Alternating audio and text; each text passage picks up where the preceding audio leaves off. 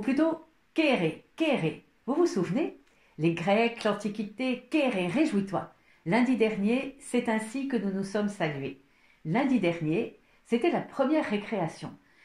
Grand plaisir de vous retrouver pour l'égaiement, pour la fantaisie de ces promenades ensemble, en art, sur ces petits chemins de traverse. Première récréation, mais premier usage aussi des réseaux sociaux pour moi. Stupéfaction, émerveillement. Vous avez été si nombreux à vous balader ainsi.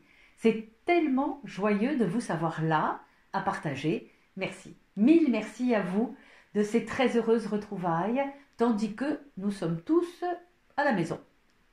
Maintenant, si vous voulez bien, quelques petits conseils et des précisions pour celles et ceux qui ne sont pas vraiment familiers de ces supports informatiques, dont je fais tout à fait d'ailleurs partie.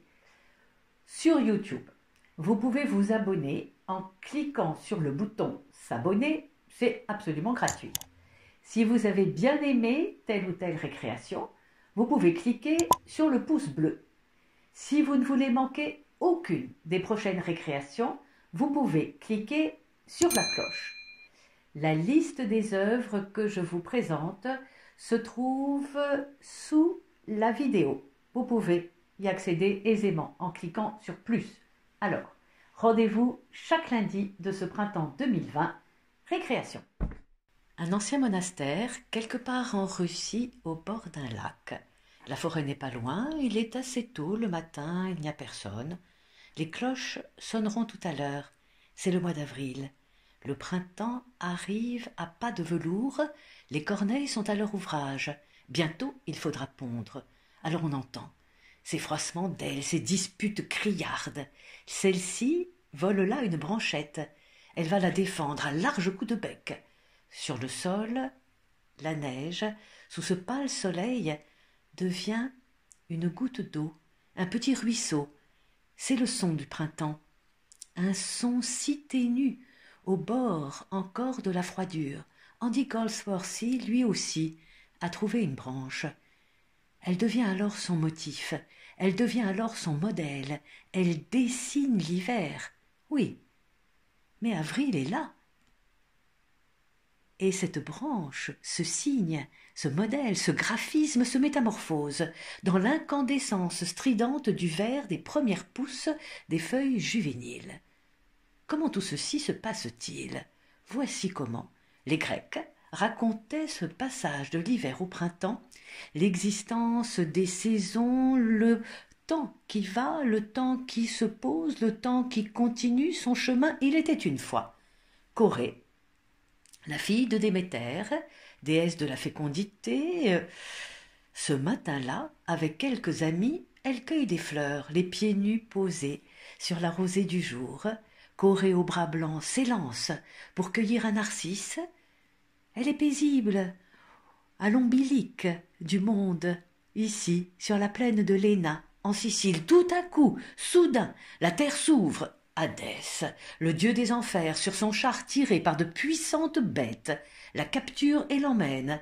Il était tombé amoureux de Corée. Bernin raconte, sculpte dans le marbre, la chair, les muscles, le désir. Elle est effarée, elle est emportée.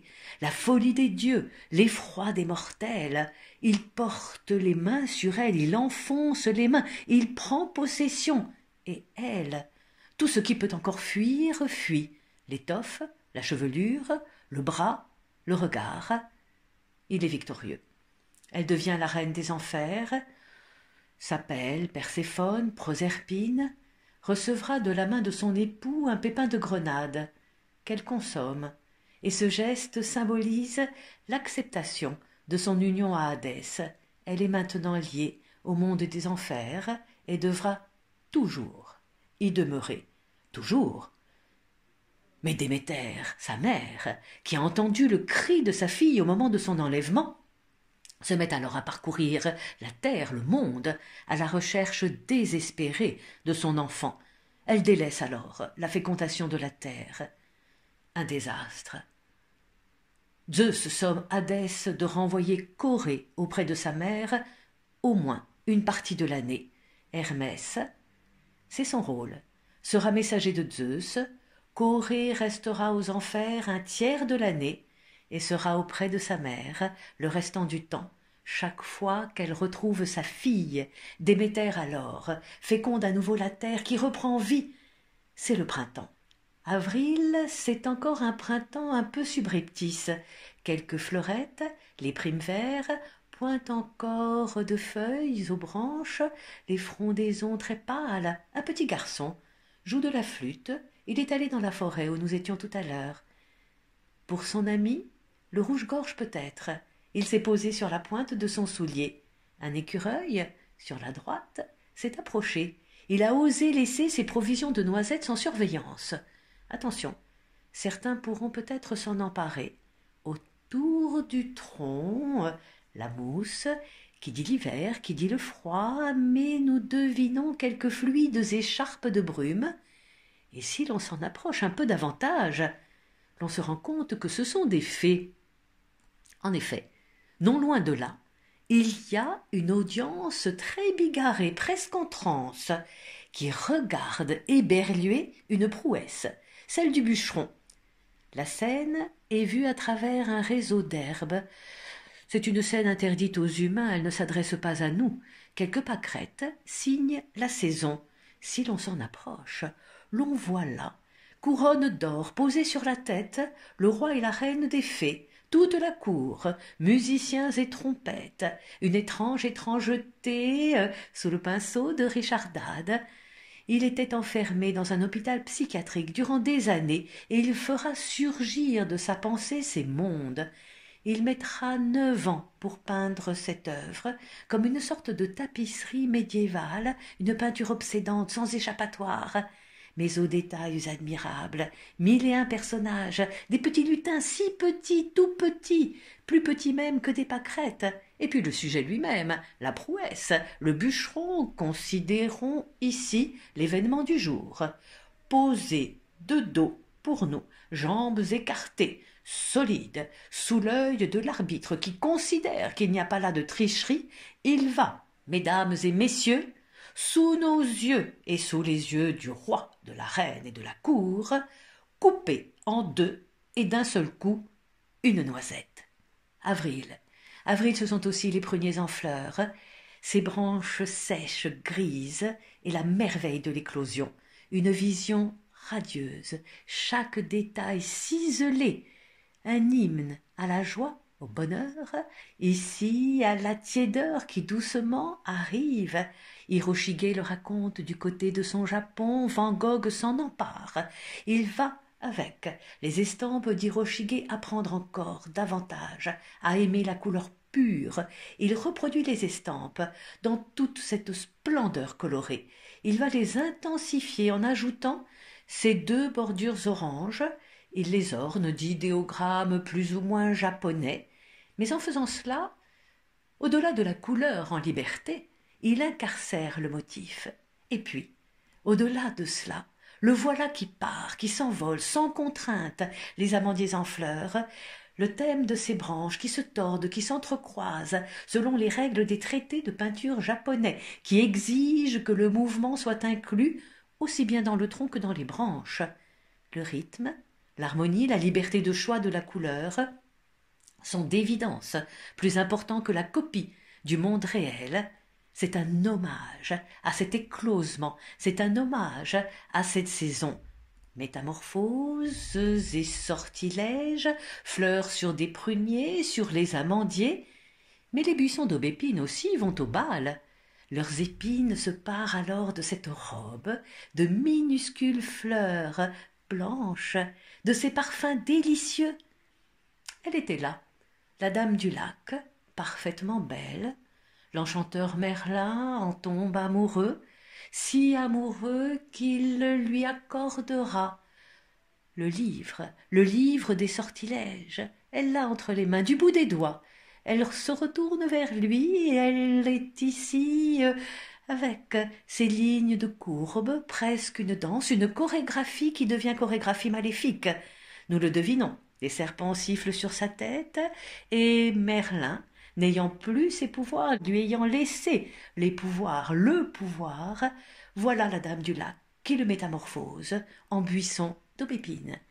En buisson d'aubépine, le grand enchanteur Merlin, attention, si vous avez des buissons d'aubépine dans vos jardins, quand vous en coupez les branches, vous blessez l'enchanteur Merlin, il y a là tant de rêveries, merveilleuses promenades en poétique.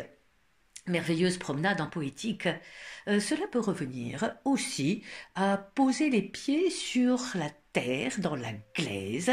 Andy Goldsworthy, avec ses grosses chaussures, arpente les paysages de son Écosse natale.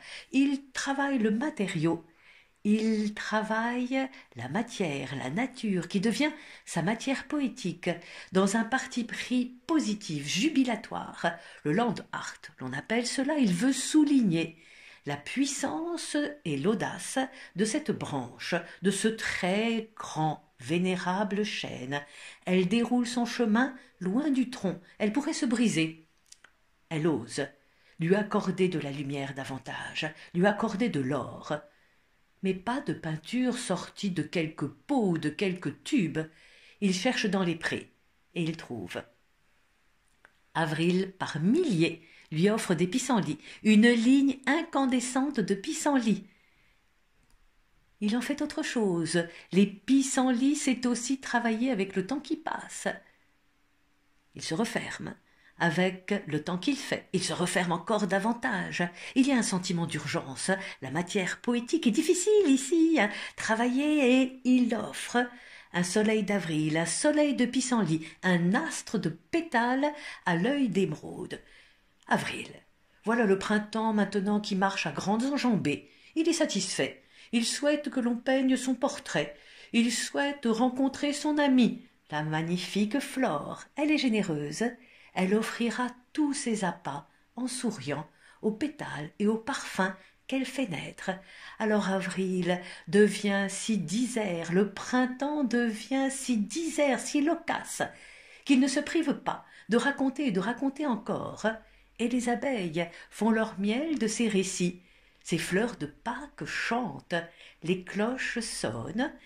Avril, c'est aussi le mois consacré à Aprilis, à Aphrodite, à Vénus. C'est un avril épanoui. C'est le sentiment d'amour ici pour fêter la jeunesse. L'on tresse des couronnes de fleurs, l'on dit que l'on fleurette, compter fleurette, fleureter en français, et l'on relève l'usage de fleurette comme des petits compliments d'amour.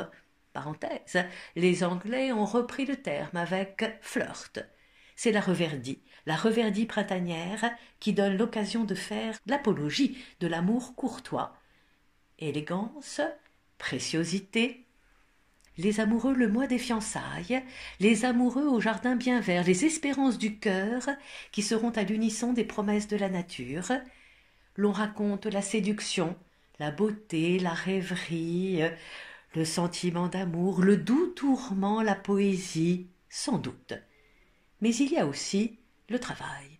En avril, il faut creuser les sillons, la mélodie rythmique des sillons, la mélodie rythmique des mouvements. Le printemps, c'est aussi le moment où l'on sort un peu davantage les bêtes. On emmène les moutons au pré, le tout nouveau-né dans les bras du berger. Sur la marge, un herbier merveilleux. Les bêtes, bien sûr, la branche d'aubépine, nous savons ce que ceci raconte, et la branche de pommier avec les premiers papillons.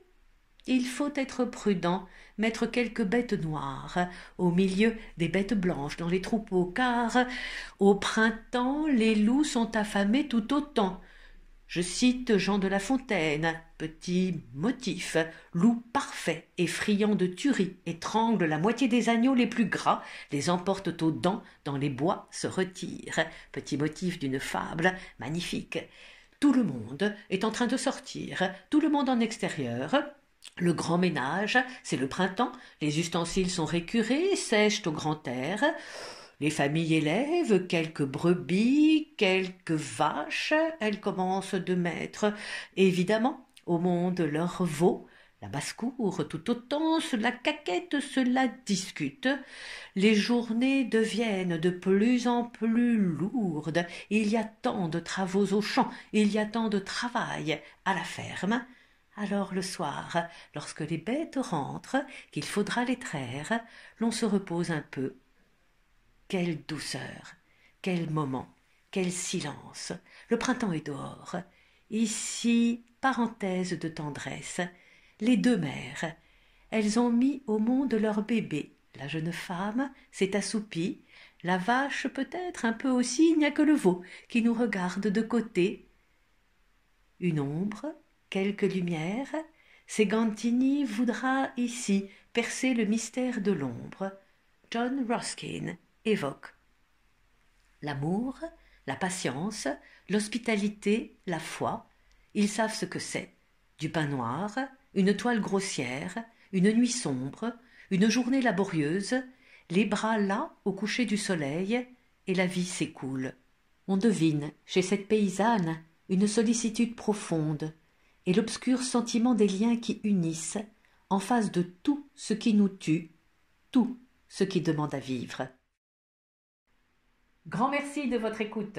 Lundi prochain, le 4 mai, donc, la 3e récréation. Le 4 mai, le temps sera un peu suspendu à ce lundi qui arrive, du 11 mai. Alors nous parlerons de l'instant, nous parlerons du temps, nous parlerons du suspense en images. À lundi.